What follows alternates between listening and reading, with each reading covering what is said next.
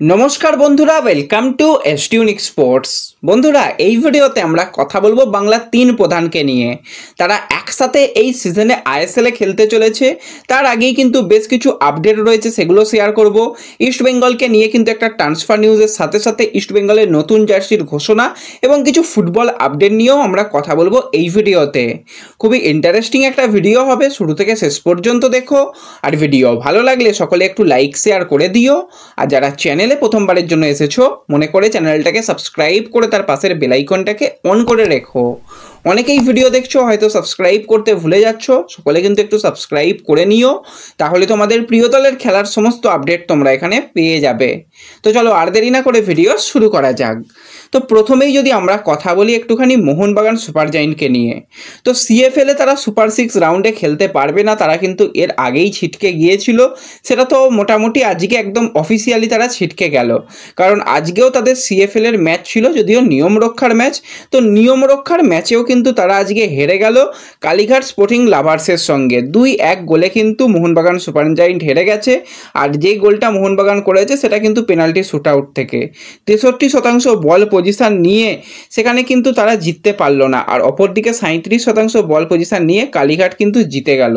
এবং মোহনবাগানের আর কিছুই করার নেই। এবং এই সিজনটা সিএফএলে কিন্তু খুবই খারাপ গেল মোহনবাগানের জন্য, সেটা বলাই চলে।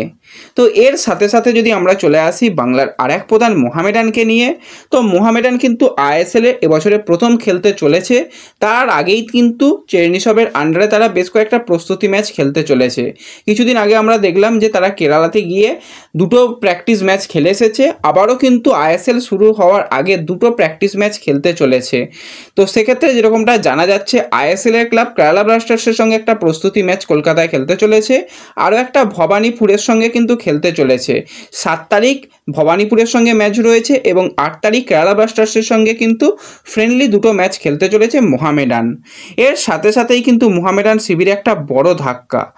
প্র্যাকটিসে কিন্তু আজকে গুরুতর চোট পেয়েছে 28 বছর বয়সী ঘানার ডিফেন্সিভ মিডফিল্ডারের প্লেয়ার মোহাম্মদ কাদেরি, যে কিন্তু প্রস্তুতি ম্যাচে একটা গোলও পেয়েছিল। আজকে প্র্যাকটিস করার সময় কিন্তু তার পাটা কোনো কারণবশত মাটিতে প্রচণ্ড পরিমাণে আঘাত লেগেছে এবং তার ইনজুরিটা এতটাই সিরিয়াস, তাকে কিন্তু দুজনের কাঁধে ভর করে মাঠ ছাড়তে হয়েছে এবং খুব তাড়াতাড়ি কিন্তু তার স্ক্যান করা হবে, কারণ আইএসএলের আগেই এই ইনজুরিটা কিন্তু বেশ কিছুটা ভোগাতে পারে। 16 তারিখের ম্যাচ রয়েছে, তার আগে দ্রুত তাকে সুস্থ করার চেষ্টা চলবে। তো স্ক্যানের রিপোর্ট সামনে এলেই তারপর বোঝা যাবে তার ইনজুরিটা কত সিরিয়াস রয়েছে।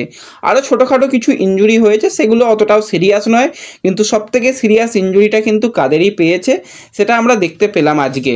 এবং এই সিজনটা কেন এত পরিমাণে ইনজুরি হচ্ছে আমি বুঝতে পারছি না। বাংলার 3 প্রধানেই কিন্তু ইনজুরি হয়েই যাচ্ছে। কিছুদিন আগে ধীরাজ সিংয়ের ব্যাপারটা দেখছিলাম, ধীরাজেরও একটা ইনজুরি হয়েছিল, যে কিভাবে তার ইনজুরিটা হলো। ছোট ছোট যেগুলো জাম্প করা হয়, সেই ছোট ছোট জাম্প করতে করতে তার পাটা কিন্তু কোনোভাবে একটুখানি ব্যালেন্স হারিয়ে যায় এবং পাটা একটু ভাঁজ হয়ে পড়ে। তো সেই জায়গা থেকে তার ইনজুরি হয়ে যায় এবং তাকেও বেশ কয়েকটা দিন আমরা দেখলাম যে বিশ্রাম নিতে হলো, তাকে রেস্ট নিতে হলো, তারপর আস্তে আস্তে যাই হোক রিহ্যাব করলো। তো এরকমভাবে যদি ইনজুরি পায় প্লেয়াররা, তাহলে কিন্তু খুবই সমস্যা হবে। 3 প্রধানেরই উচিত ফিটনেস ট্রেনারদের ভালোভাবে কিন্তু প্লেয়ারদের দ্রুত সুস্থ করা, তাহলেই কিন্তু সেটা দলের জন্য ভালো হবে। এবং ভালো সুখবর এটাই মোহনবাগান সুপার জায়েন্টকে নিয়ে রয়েছে, জেমি ম্যাকলারেন সে কিন্তু এখনও পুরোপুরি ফিট নয়।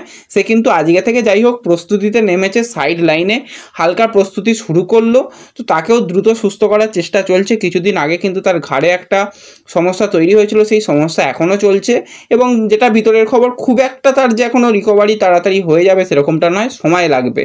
তাড়াতাড়ি করলে সেটা সমস্যা হতে পারে। তো সেই দিকেও কিন্তু মোহনবাগান সুপার জায়েন্ট নজর রেখেছে। এরপর যদি আমরা কথা বলি একটুখানি ইস্টবেঙ্গলকে নিয়ে, তো ইস্টবেঙ্গলের কিন্তু আজকে নতুন আইএসএলের জন্য জার্সি ঘোষণা হয়ে গেল।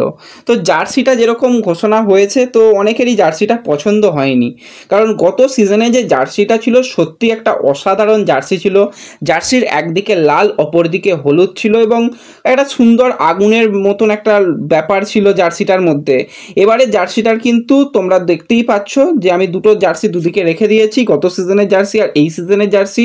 নন্দকুমার যে জার্সিটা পরে আসছে সেটাই কিন্তু হোম জার্সি ইস্টবেঙ্গলের। তো জার্সিটা গত সিজনের থেকে মনে হয় একটুখানি দেখতে গেলে ডিজাইনটা একটু অন্যরকম করার চেষ্টা হয়েছে, কিন্তু গত সিজনের জার্সিটা ভাই সত্যি ভালো ছিল। ওই জার্সিটাকে কিন্তু অনেকেই মিস করবে।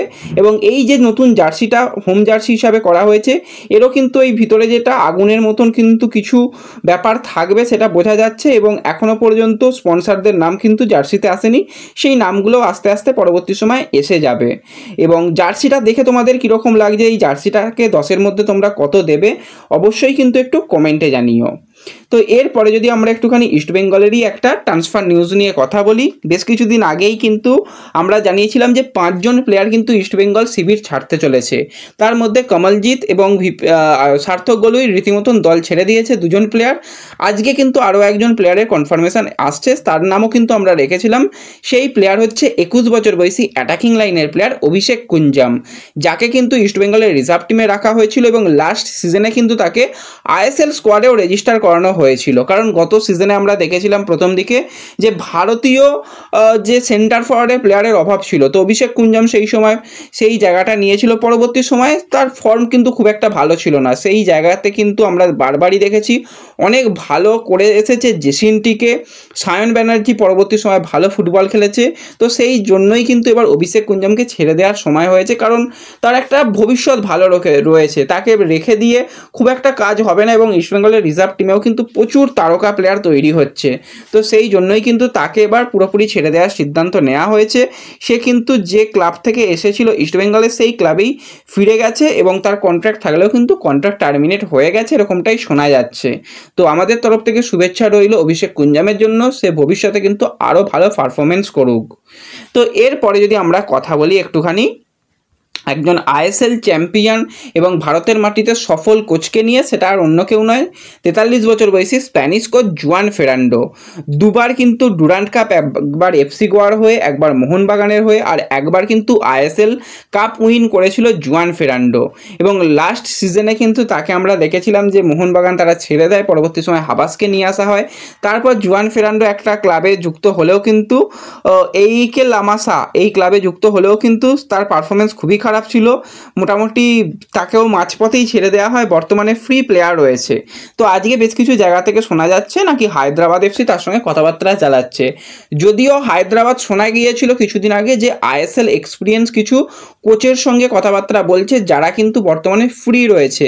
তো সেক্ষেত্রে 2-2 4 করে এই জুয়ান ফেরান্ডোর নামটা হয়তো জোড়া হয়েছে।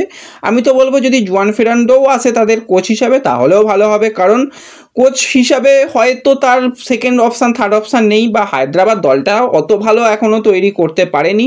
তাতেও একজন বিদেশি কোচ এসে গেলে তার অভিজ্ঞতা এবং আইএসএলে কাজ করার অভিজ্ঞতা কিন্তু দলটার সঙ্গে শেয়ার করে কিন্তু একটা ভালো কাজ করতে পারবে। তো সেই দিকে আমাদের নজর থাকবে যে জুয়ান ফেরান্ডোকেই কি শেষ পর্যন্ত হায়দ্রাবাদ তারা কোচ হিসাবে নিয়ে আসে, নাকি আরও অন্য কোনো কোচ যারা আইএসএলে কাজ করে গেছে সেরকম কোচকে নিয়ে আসে। তো সফল কোচকে আনাটাই আমার মতে বলে ভালো হবে। তো দেখা যাক পরবর্তী সময় কিন্তু এই বিষয়ের দিকে কিন্তু আমাদের অবশ্যই নজর থাকবে। তো ব্যাস এই ভিডিওতে এটুকুই আপডেট শেয়ার করার ছিল। ভিডিও ভালো লাগলে একটু লাইক শেয়ার করে দিও। তো দেখা হচ্ছে পরবর্তী ভিডিওতে, ধন্যবাদ।